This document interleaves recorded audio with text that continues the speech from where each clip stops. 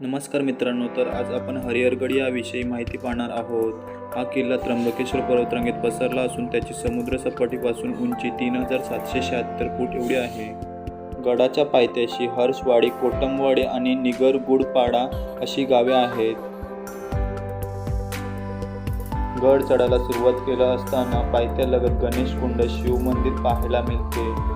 या गणेशकुंडामधील पाणी अतिशय स्वच्छ असल्यामुळे या पाण्याचा उपयोग पिण्यासाठी सुद्धा मोठ्या प्रमाणावर केला जातो।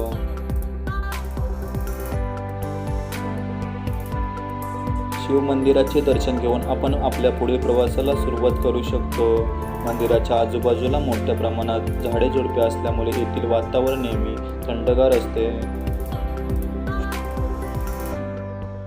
हरिहर हा किल्ला नाशिक जिल्ह्यातील टाके या गावाजवळ डोंगरावर पसरलेला आहे। ज्या डोंगरावर हा किल्ला बांधलेला आहे त्या डोंगराचा आकार त्रिकोणी प्रकारचा आहे।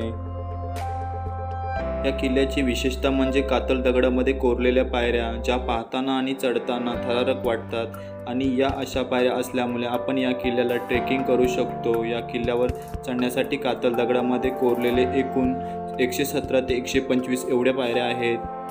या सर्व पायऱ्या वर चढून गेल्यानंतर महादरवाजा हा मुख्य दरवाजा लागतो। तो अजूनही अतिशय चांगल्या स्थितीमध्ये आहे। जरी या किल्ल्याचा बराचसा भाग ढासळला असला तरी त्याची रचना अजूनही तितकीच प्रभावी आहे। गडाच्या अर्ध्या मार्गावर जाणे अगदी सोपे आहे। डोंगराच्या पायथ्याशी अनेक पायवाटे तेथून जलाशय विहिरींशी जोडतात। सैन्याच्या चौकीसाठी येथे काही घरे सुद्धा होती, परंतु आता ती घरे अस्तित्वात नाही आहेत। हरिहरगड या गडावर पाहण्यासाठी आपल्याला एक छोटा राजवाडा, शिव मंदिर, हनुमान मंदिर, कातलात कोरलेल्या पाण्याच्या टाक्या आणि तलावे पाहण्यासाठी मिळतात।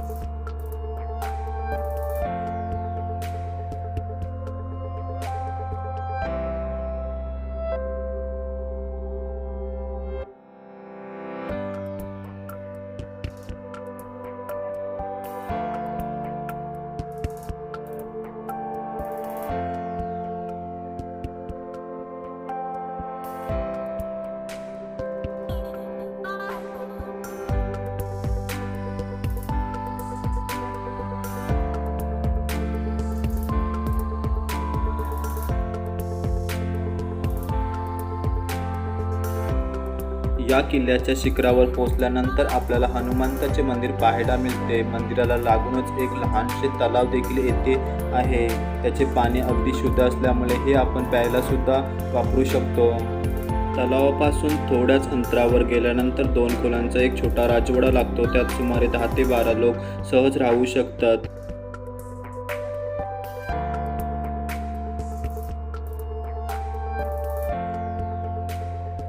हरिहरगड या किल्ल्यावर आपल्याला जागोजागी कातलात कोरलेल्या तलाव विहिरी पाहायला मिळतात। यासह पाचगड किल्ला, उट्टावद पीक आणि ब्रह्महिलचे सुंदर दृश्य सुद्धा आपण येथून पाहू शकतो।